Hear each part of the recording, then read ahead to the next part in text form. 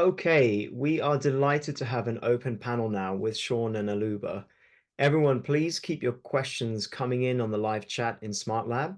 And to kick things off, I'm curious, Sean, Aluba, do you have any questions or comments for each other based on the discussion so far?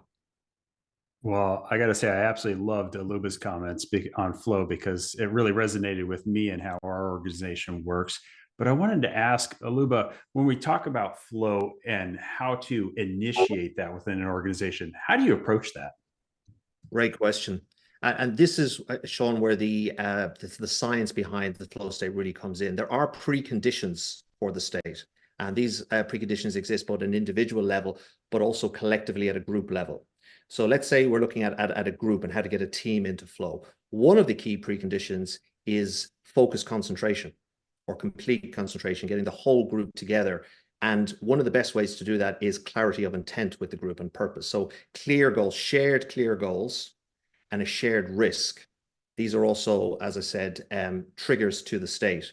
We're also into looking at our feedback loops. And again, this goes back to the whole learning equation as well. How do you tighten your feedback loops?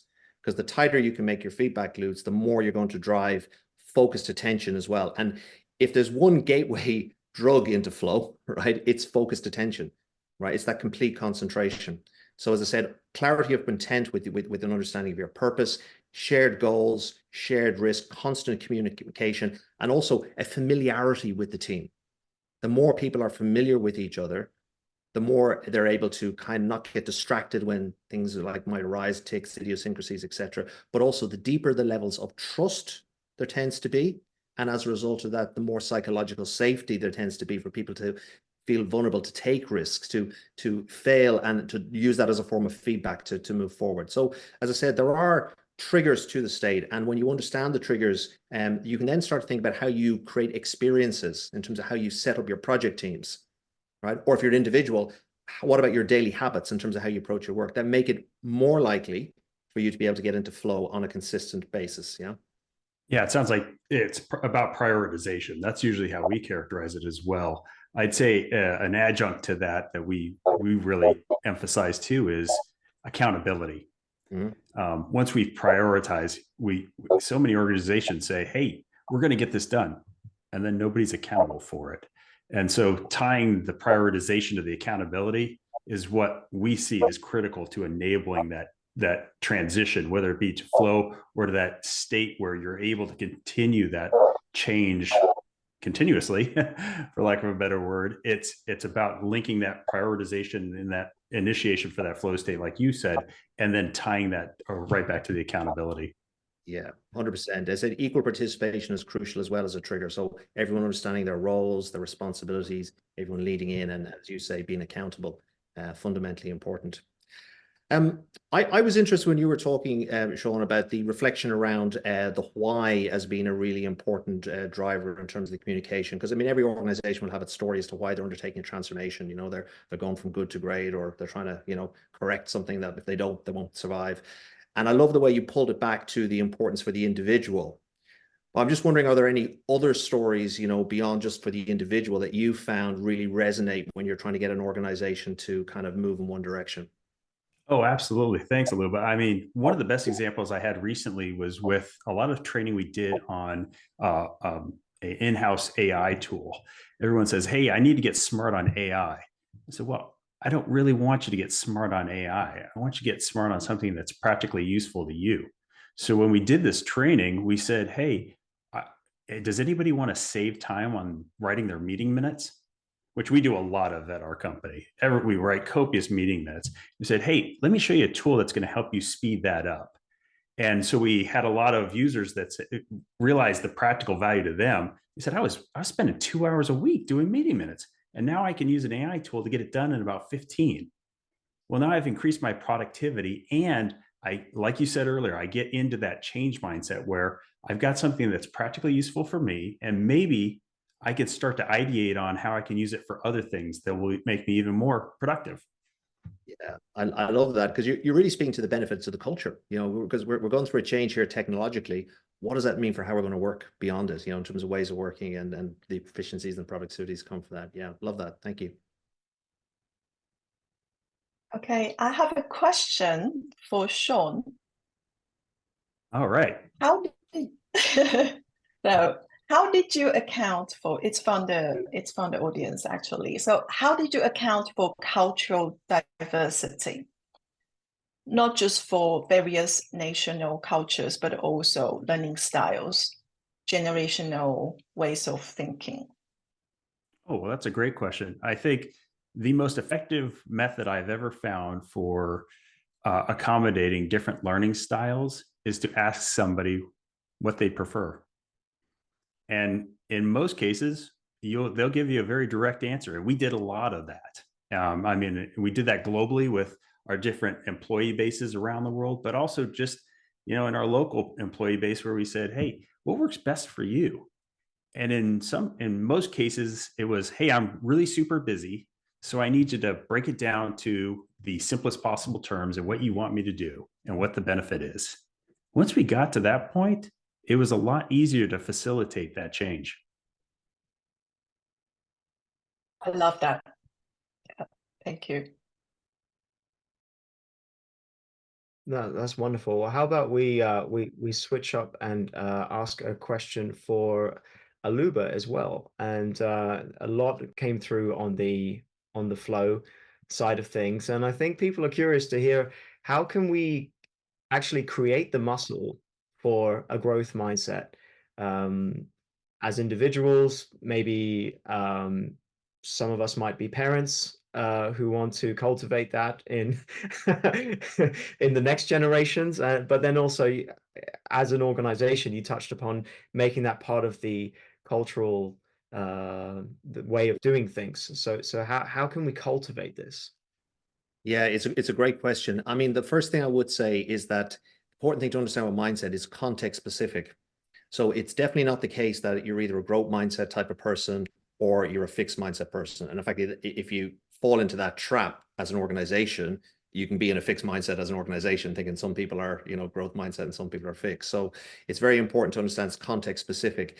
The most important thing with a mindset is to become aware, first of all, of what the filters are that you are using to look at the world. I often liken it to wearing a pair of glasses. So I have a pair here, right? When I put them on, how I see the world is framed by the lenses, right? And by the frames.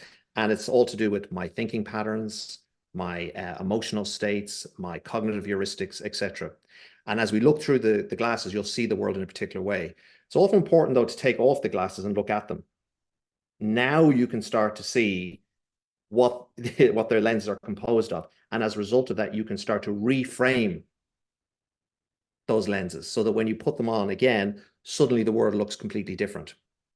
So it's awareness and adaptability. And these are the two most important capabilities of leaders as well.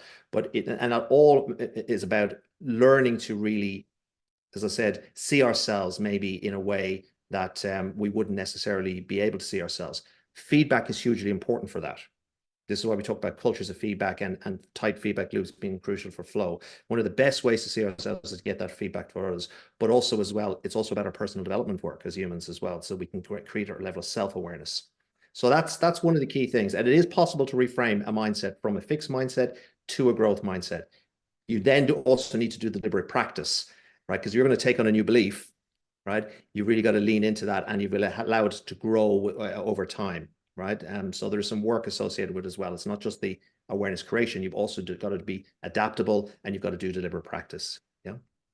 Love that. And bringing it back to the digital theme as well, that creates opportunities and abilities to run tests at scale with real feedback as well. But it also, I imagine, and this is kind of a follow-up question from someone else in the audience, you could have this sort of sense of virtual distance, as they phrased it in their question. So can digital also be a bit of a barrier to team familiarity, cohesion, and creating that type of environment for people to give each other those rapid feedback cycles and the trust that goes with it? Well, as I said, these are tools that can enable us and they can also limit us. All tools are enabling and all tools will have some limitations to them. I think we only have to look at the huge enablement that this type of technology that we're using today brought to everyone during the pandemic. in terms of connection at a human level, which was just not available to us, and how much the development has in terms of people's ability to interact within the platform really enhances things as well by asking questions, right? By engaging in the actual conversation. So it's possible to develop our technology with an understanding of the flow triggers, so we make them more immersive for people to become more fully focused and engaged. And at the same time, of course, there are limitations. Our ability to keep paying attention and not start up other tabs and while we're on a webinar is something that we have to work with, right, as individuals. And that's again where the accountability that Sean talks about comes in. Am I being distracted at the moment? Okay, keep being distracted. You're practicing it. You're going to get better at it, right? But if you can keep, okay, I've noticed I'm being distracted. Let me bring myself back. Then you're practicing your focus and attention. And that is the core muscle for activating flow. So again, we need to take personal responsibility around how we use these technologies. They're fabulously enabling. Of course, they have their limitations, but the biggest limitation is often the human and how the human interacts with the technology itself. Yeah. It goes back to your comment on prioritization, because I mean, I think we're all guilty of checking our emails during a call, a Teams or a Zoom call, and we get easily distracted. So it's, yeah, that personal accountability to say, I'm making this a priority to stay engaged so that I can increase my flow state with the group that I'm interacting with. And I think that's absolutely critical. I mean, let's face it, we're always competing with distractions, and that decreases our performance. Okay, so we have quite a few questions coming in from the audience actually. So I'm gonna keep going if that's okay. So this is the question I think, to either Sean or Aluba. How can we counter virtual distance when it's a barrier to team familiarity and also cohesion? So I think it's related to virtual working and also how you work with the remote teams. Well, that's a great question. Let me ask you, how did we do that before we had video calls? How did we do that before we had telephones? We wrote letters, we called each other, but I'd say we're probably more engaged now than we've ever been, because so much of our communication is nonverbal. So if I could see you, I'm going to get to understand you better. That's only going to improve. I think we take it for granted how far digital communication has taken my ability to communicate to you and to understand whether or not I've been effective. And getting that feedback, to, as Aluba said before, if it's just me talking, then I'm not learning anything. Yeah, I think one of the things that I've noticed with a lot of people as they start to lean into a greater use of video technology is there are certain patterns of behavior that people can fall into that become very counterproductive. So for example, a lot of people during COVID, although they were working from home, found themselves working longer hours, right? With meeting after meeting after meeting after meeting, with no breaks in between. That linear pattern of working is not an effective way if you want to get into a high performance state, right? It's good to have breaks in between so you can refresh yourself as well. And when you think about that, breeding the familiarity, if you're just having meetings the whole time to talk about the task at hand, where's your conversations for relationships that you would have had when you were in the office, when you go for, go for a coffee or have lunch together, etc. So making time for those conversations for relationship in the digital world is also hugely important, because I said we are talking about a key trigger to the high performance state, that familiarity, which breeds psychological safety, which breeds trust. We need to think about how we make the time for that. We'll never find the time for it. You've got to make the time for it. So again, how are we using these technologies? How are they serving us, and how do they limit us? And then we need to take the responsibility as individuals, and we also need to think culturally as well. How do we support some of those practices as well that can help people use them more effectively? Yeah, absolutely. It's such a critical point, and I think you've just completely spotlighted that in the design of a program, be it transformational or learning orientated, to really allow for that human connection and to work that in. It's the bit that everybody loves. And of course, we've got lots of opportunities with digital from a kind of cost and efficiency and a carbon perspective, right? It's got to have its place, and it lets us go bigger. But you have to build in that human connection side of things. And in the visualization, there's a bit about burnout there too. I mean, if you don't have that time that Aluba was talking about, when do you get into a place where you can think?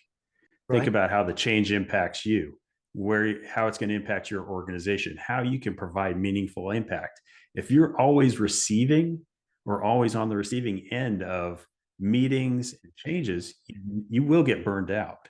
But I think as we kind of ebb and flow with change programs, you got to have downtime in order to assess and provide feedback, because you're never going to improve those processes if you don't have that time to critically think about, what are we doing here and why?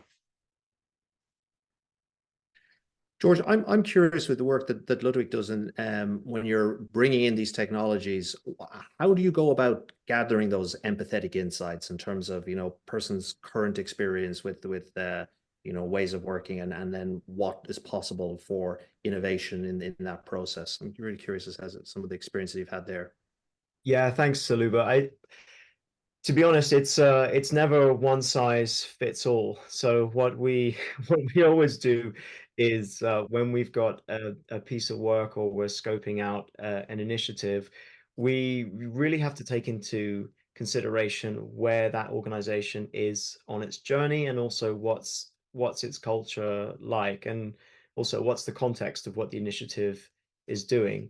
When we're designing learning or engagement programs, for example, we will deliberately work in periods where there's self-learning, self-reflections, peer-to-peer support, working with a mentor or a coach, whether it's internals, sort of train the trainer, or whether it's with professional coaches, and really orchestrate that in, along with a healthy dose of perhaps gamification if appropriate, or something about getting people to really live and feel like they have a sense of ownership of the initiative. So we often have a learning program where you set yourself a challenge, which everything that you learn is then in service of that challenge, because then you've got some tangible ROIs, or that whole individual motivation side of it, as well as serving the organization. So it varies based on what the organizational needs are, and what it's already like. But really, at the heart of it, it's about having that as a fundamental design principle. How do we keep humans at the center of the of the digital? That's for us so key.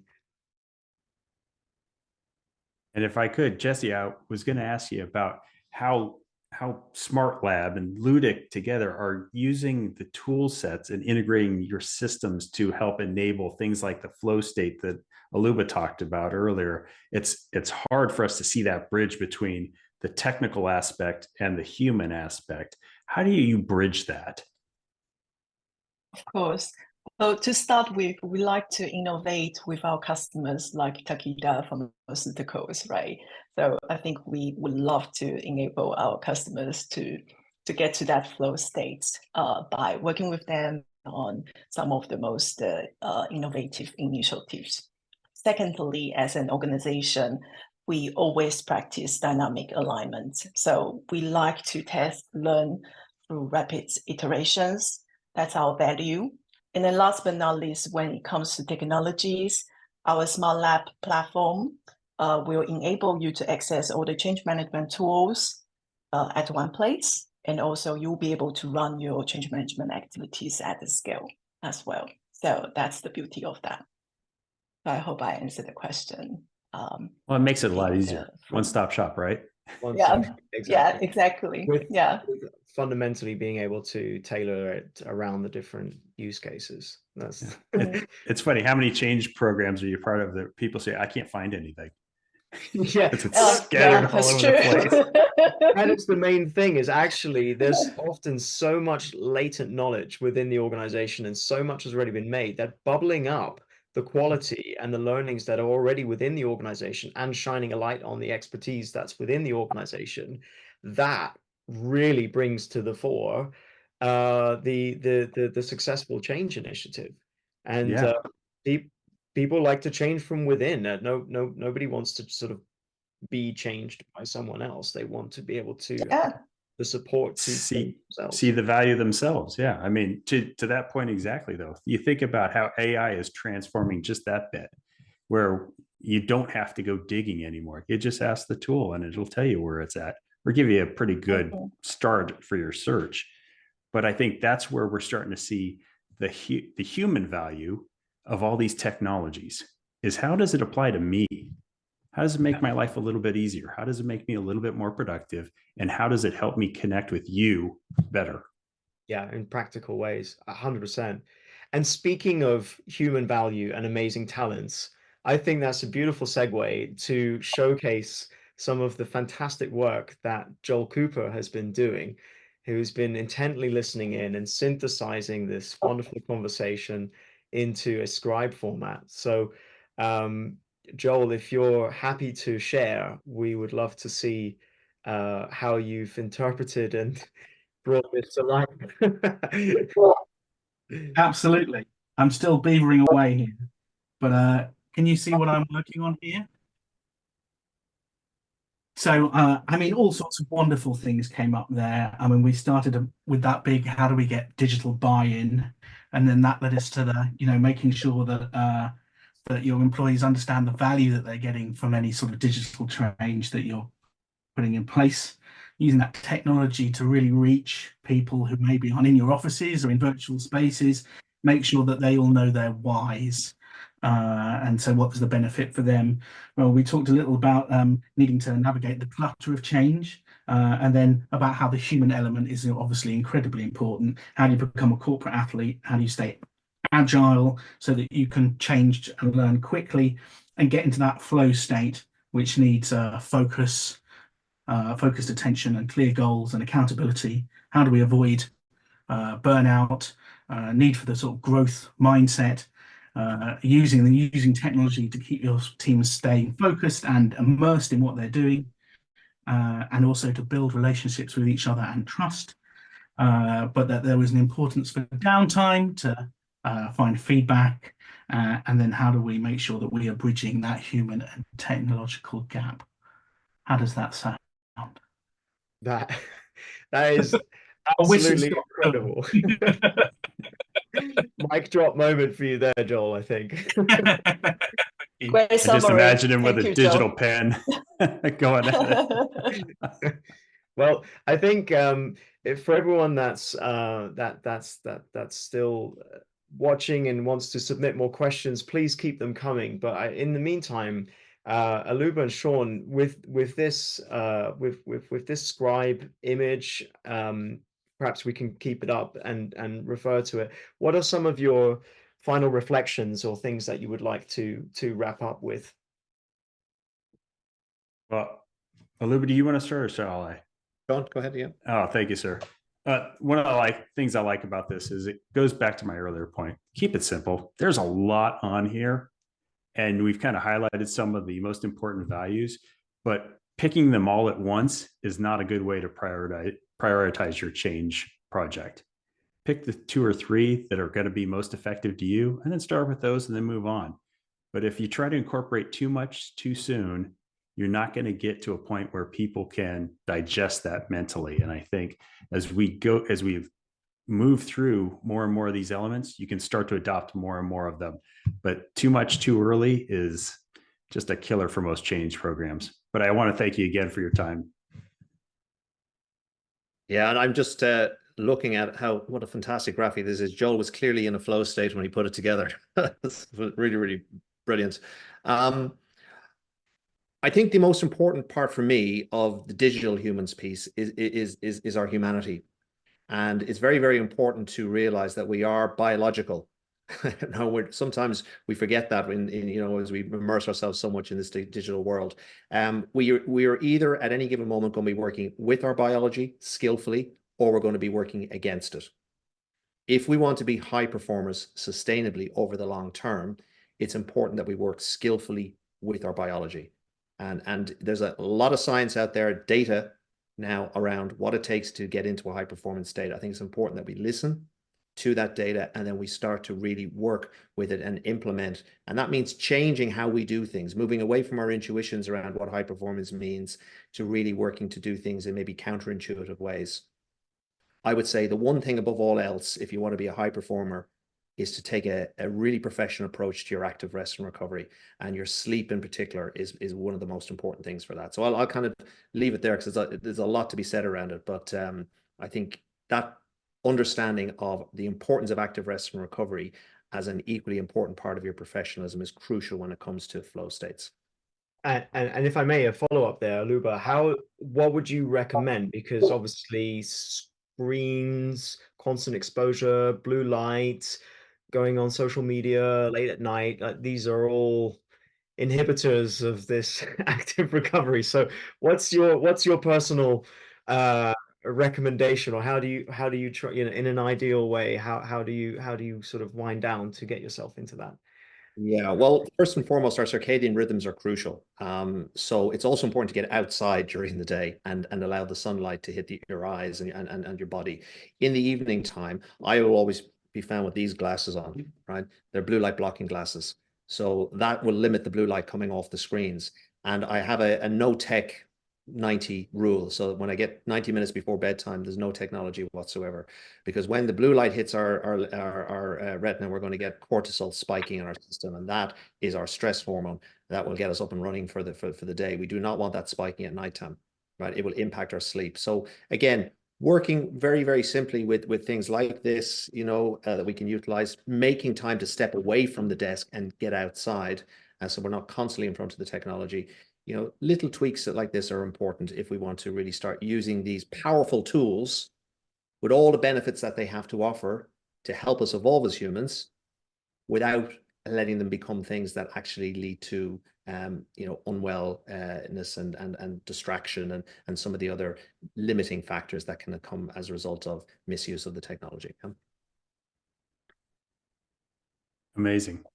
No Because Okay. I adopt almost the exact same changes in my lifestyle that you have as well. Get outside, and I just pick up a paper book before bedtime. That gets me into a mindset where I'm ready to recharge my brain. Yeah, I was hoping to get my smart glass quickly, but unfortunately, it's a little bit hard to reach at the moment. But I do have the same question to Sean as well. What would you like to leave the audience with moving forward before we wrap up today? If there's one or two things you can think of. Beyond the statement I made earlier about keeping your change Keep project it simple, keeping your priorities simple, that downtime piece that Aluba brought up, when are you getting an opportunity to organize your thoughts? And I think that speaks to getting up and getting away from your desk for a few minutes, letting the sunlight hit your face, because your brain won't be able to organize those things. Your biology won't keep up if you keep cramming stuff into it. And I think you have to have a chance to organize it. And your organization does too. When does your organization get a brief respite from the constant changes to improve those processes? So downtime doesn't necessarily mean a walk outside for an organization. It may just mean, hey, we're going to take some time just to slow down and assess, how good has this worked, or has it worked? And then let's be truthful about it. If it didn't work, let's scrap it and move on to something that does. Okay, thank you. That's great. Very inspiring as well. So thank you so much. Thank you both. So first of all, thank you so much to everyone involved, including our guest, Sean and Aluba, Joe, our scribe, the wonderful Ludic production team who puts this whole webinar together, Paul Ashcroft, Garrick Jones, authors of the book Digital Humans, Thriving in an Online World, and of course you, the audience. Thank you so much for your active participation today. The SmartLab platform will remain open to keep everyone connected. The webinar will be available to rewatch on demand in the upcoming weeks. We will also share the outputs from the webinar, including the scribe summary, videos, and the videos. Yeah, and a huge thank you to you all from me today as well. I hope everyone got a lot out of the webinar. it would be great to get your views in the online survey. This will appear on your screens now. Please do take a moment to complete it, as your feedback is greatly appreciated and it will really guide and help decisions on future topics. And as you do that, I just want to thank you all again for your time and say that we look forward to seeing you soon. There are so many ways to stay connected with us. So you can, of course, save SmartLab to your favorites, your browser. A lot of the content that we were talking about today will be harvested as videos, and I know there's already a lot of resources there. Thank you so much, Aluba and Sean, for sharing your resources there too. And in addition to this community, there's also the Digital Humans podcast series, which is live, and we're learning from amazing guests across different areas of being digital and thriving in this online world. And we're also on YouTube, and you can follow us on various socials. So we'll see you all out there, and thank you all so much for joining us today. And we really wish you a wonderful day ahead, wherever you may be. So a huge thank you. Thank you, George. Thank you, Jessie. Thank you, Sean. Thank Thanks, you. Aluba. Thanks, Jessie. Goodbye, Thank everybody. you. Thank you so much. Bye.